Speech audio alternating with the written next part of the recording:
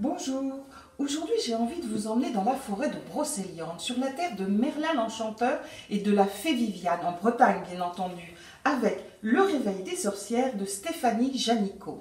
Alors Stéphanie Janicot livre là un roman fort bien mené, avec deux aspects, un aspect polar excellent et un aspect sociologique. Elle se demande, Stéphanie Janicot, qui sont ces énergéticiens, ceux qui vous proposent des soins holistiques, certains coachs, vers lesquels se tournent bon nombre de contemporains aujourd'hui qui cherchent du mieux-être, une autre façon de se soigner. N'aurait-il pas à voir avec les guérisseurs, magnétiseurs, rebouteux, dites aussi sorciers et sorcières d'autrefois? Eh bien oui, nous dit Stéphanie Janicot, ils sont les héritiers d'une longue tradition ancestrale et archaïque.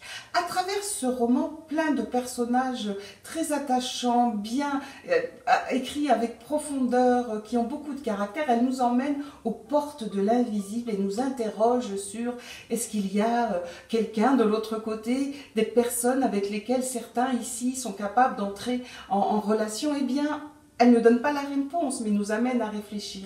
Ce roman est aussi documenté, on apprend des choses sur le druidisme, sur la façon dont étaient traitées les femmes guérisseuses appelées sorcières au Moyen-Âge, une autre façon de voir l'alchimie aussi.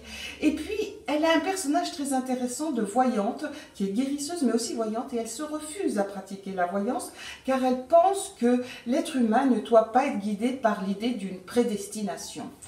Elle nous rappelle quand même, l'autrice, cette finaude, que des grands chefs d'État, des chefs d'entreprise consultent astrologues et voyants pour prendre leurs décisions.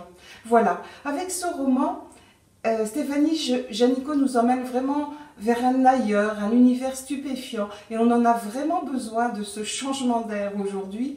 Et puis, elle nous titille à l'endroit de l'enfance, ce temps où, quand on est petit, eh bien, on adore pimenter le quotidien avec des mystères, avec des secrets, en jouant à se faire peur.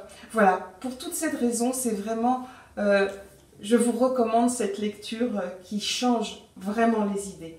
Le réveil des sorcières de Stéphanie Janicot.